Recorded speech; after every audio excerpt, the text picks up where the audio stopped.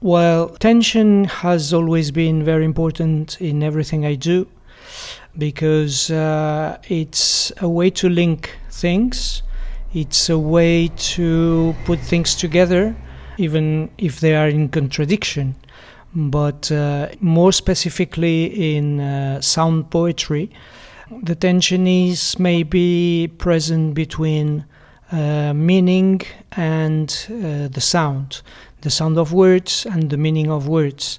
Even if sometimes I use lots of syllables, which still are words in some languages, because as I work in different languages, one short syllable in, say, English maybe means nothing, but in French maybe it means something. So there's lots of tension created by the way I construct these semantic words and or semantic speech, I would say better, and the sound they produce. Most of the time, the start of the work is always the word, and then comes the sound. Although, well, in fact, it's a bit a tricky process, because first, before writing, the sound appears in my mind. So we never know what comes first, in fact. But the process is always to write at the same time, in fact, while I'm speaking. I think it comes almost most of the time together at the same time. So it creates this tension because there's always a direction that has to be followed by the sound, but the meaning gives me another direction. So there's always this process of choosing which direction I should go. If I should continue with, let's say, the sonic direction, or if at a certain point I should follow the speech direction or the semantic direction, which would be closer to a kind of text, let's say it like that. Although it's never a text, it's always fragments of texts. But there's always this, at that point where I have to choose, either I continue following towards a meaning, or I should continue just in terms of sound, of sonic presence. So this is one of the tensions I work a lot in my poetry work. The text is always written as it comes, because I work a lot with, as I said before, I work a lot with words. And then I organize it according to the sound of each word. I organize it as a score, as a visual form that can be reproduced in a certain way. And also because my work is not just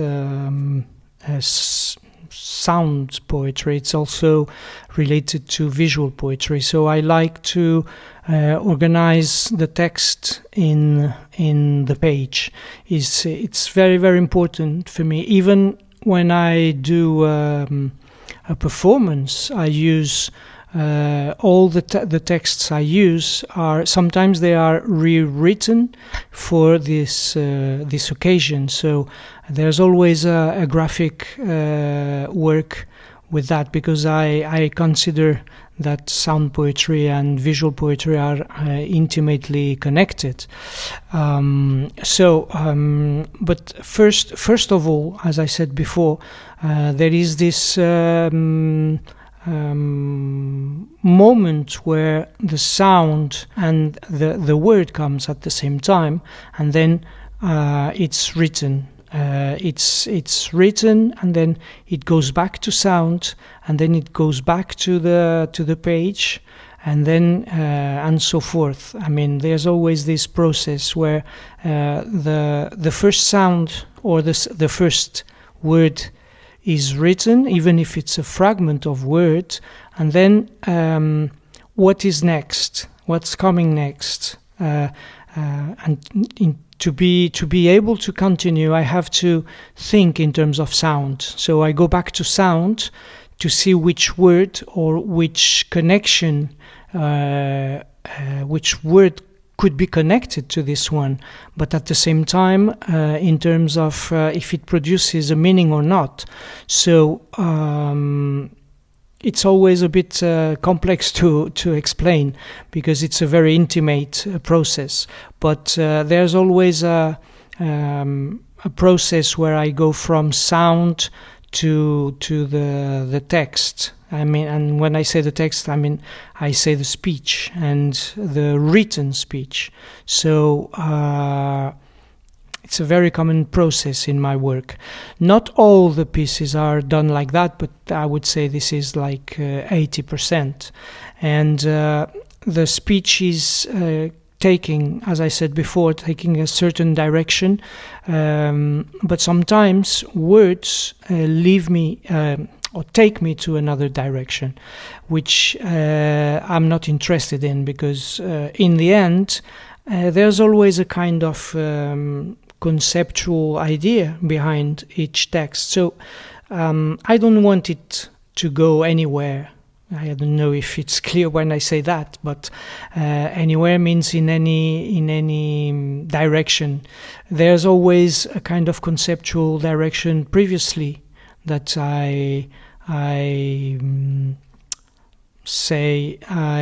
organize around the text. So if the text goes out to another direction, so then I take it back to this conceptual premise I had before.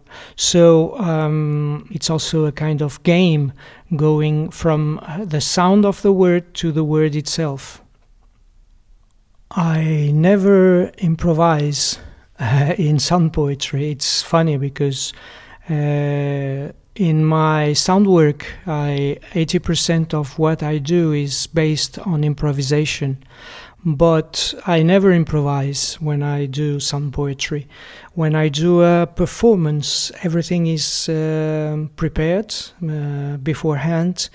But there's some improvisations in terms of length, intonation, but not in terms of what I'm going to do, not in terms of text. The improvisation comes out of the speech. It comes with the sound, because some of my performances are mixed with recorded voices and recorded sound that I play in an improvised way. I mean, if there is improvisation, it's always in sound, never in speech. So the speech is very, very clear. The words are very, very clear, because most of the time they are pre-recorded, because I can't do everything at the same time, and I prefer to do that in a way, because there are tools nowadays that could allow me to do this like improvisation with the text, but I'm not interested in that, because the improvised part already exists in the sound. So in a way, I'm already improvising, but just with the sound of the words, or the sound in itself. But most of the pieces I perform with sound. I mean, in fact, all the pieces I perform with sound.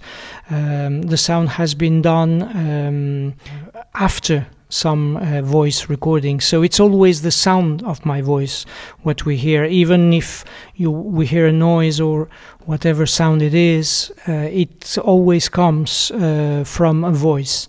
It's I always do the same. I've been doing this for now maybe almost 30 years, but it's working with 3 parameters, which are distortion, pitch, reverb, and that's it.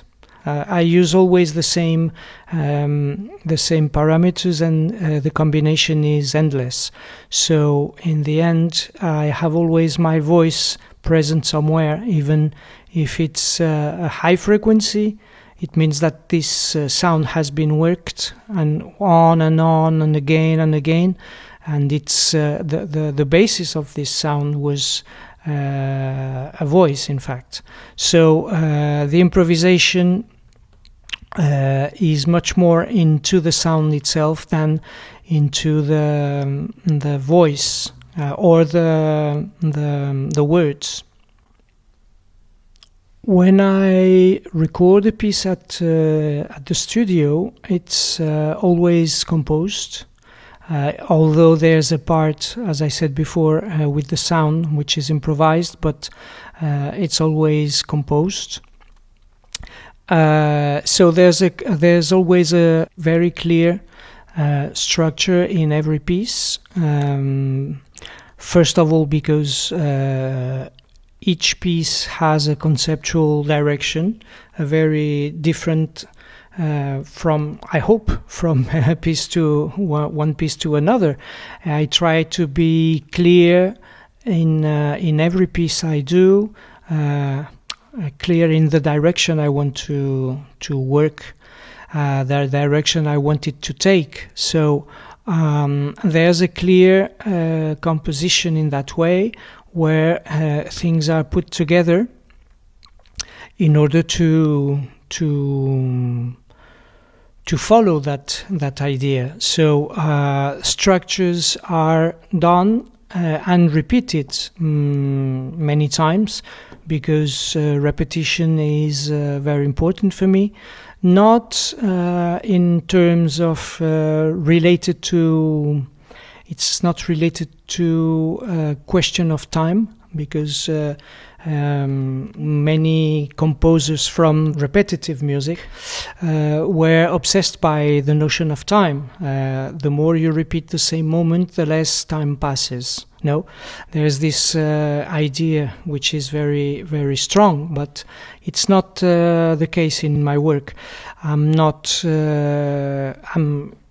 maybe obsessed by time, but in another way, but not in the way that would make me use the repetition. Repetition for me is to be able to create some patterns which by their repetition in the end they acquire a sonic presence. It's more for me, it's more that than working with this notion of time. Notion of time is always present in my work anyway, but these structures that are repeated are more to create this presence, this sonic presence related to the word in itself, because we all have done that when we were kids, this comptine, as we say in French, or these songs that we used to repeat, or these sounds that we used to repeat in order to protect us from danger, In a way, there's always this comptine for kids where we repeat the same words in order to protect us from the unknown. So in a way, it's my pieces are always, or most of the time, composed like these leitmotifs, these repetitions take this form of of a nursery rhyme in a way, because there are these repetitions which psychologically are very powerful, because when we were kids, when you repeated a word all the time, it loses its meaning in a way, because it becomes just a sound. So this is extremely important, and some of my pieces take this nursery rhyme or ritornelli, like we say in Italian, ritornello in singular and ritornelli in plural. They take this form of ritornello, because in Italian it means when something comes back again and again. So I use the repetition of these structures more in that sense, where you have this sound that in the end, these words, that, well, I said sound, but I wanted to say words, because in the end, these words, by their very repetition, become empty of meaning, and then there's only the sound which is left. So I think I've been working in this with this idea. So since the beginning that I've been writing sound poetry, it's something which is very, very close to the way I understand sound poetry. This kind of when you enter in a kind of trance, you know. This is also the effect that most of my pieces produce when I perform live. You enter in a kind of repeated or a kind of, as I said before, ritornello in that way, which is like a trance in a way. So it's a way also to create a certain ambient where you can fall, where you can fall. It's exactly the idea. Due to my personal story, my personal background, I have learned many languages because I've lived in many countries, and I've been always also interested by languages. So when I started writing something that I could consider as a kind of poetry, I started to write, and immediately words would mix, and it's very strange. I don't know why it happened, but very, very soon words from other languages came in because they were the same, because they sounded the same. They were not the same, they sounded the same. So the link between languages is always the sound, not the words. But sometimes it's also the words, because I speak Latin languages, so some words are very, very similar. But what make them work together is the sound of these words. So when there is a sound that can be two different words in two different languages, then it's a very rich working basis. So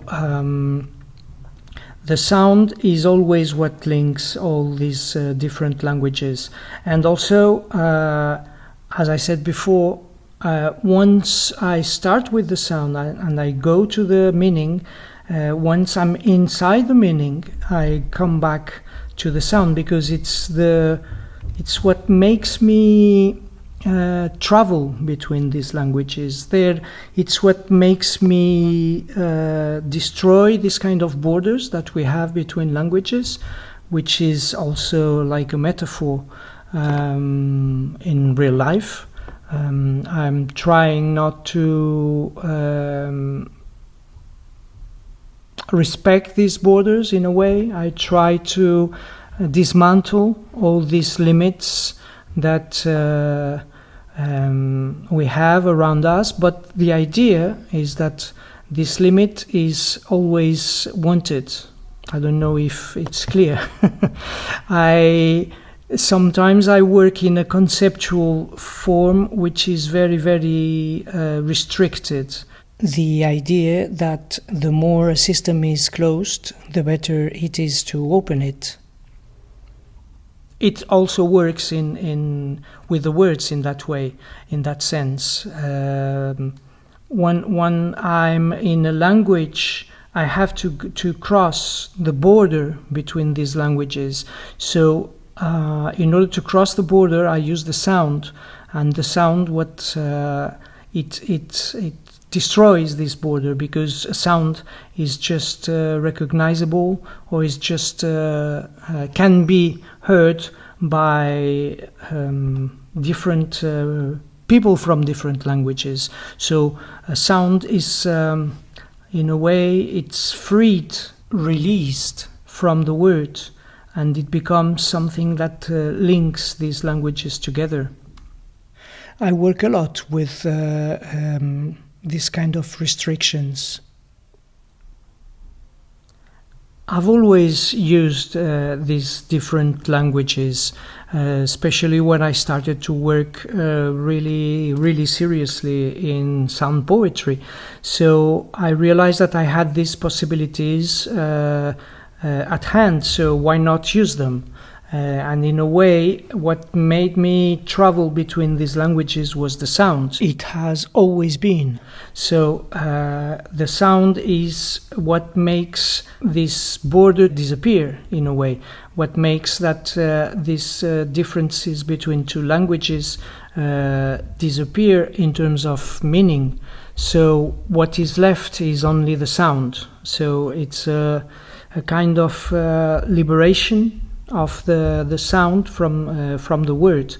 And in the end, what happens in most of my pieces, especially when people listen to them live, is that they are taken by a kind of language which is a non-language, because it's this mix between these languages. But in the end, if you accurate the ear, if your listening is very sharp, you can understand words, but it works as if it was a kind of machinery, like a body machine or something like that, that would go on and on with this kind of litany, which makes you lose the meaning of words. But sometimes you have some presences in the sound.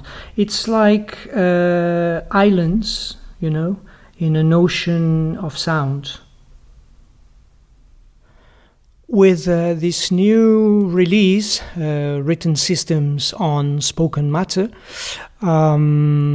it's a bit different approach that I have been thinking of for many years now, is to use synthetic voices, which is something that I had never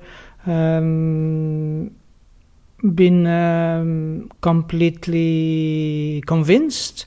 But I did some tests, and I finally found that there could be a relation, and a relation between what I do and the use of these voices. First of all, because I've always had a problem with my own voice. Sometimes people in interviews, I always say that I do sound poetry because I hate my voice. In a way, there is something which is true in that. I still don't like the timbre of my voice, so I've always had this problem that I've always tried to resolve, if there is a solution, in fact. So one of these new possibilities is to work with computer voices, because first of all, it's not me, and second, the voices are standard. So it's an interesting point, I would say, because using normalized voices, you could think that they would lead to a standard emotion.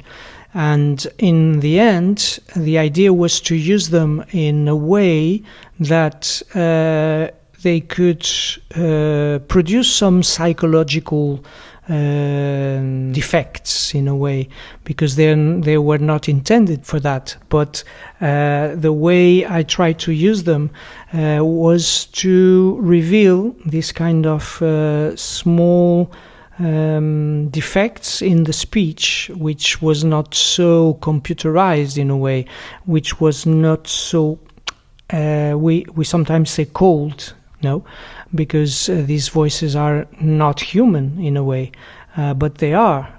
So in the end, I tried to use them in a way that could humanize them a little bit, and also to be able to open the spectrum of possibilities related to the voice, not to the text in itself, because these pieces could have been read by me.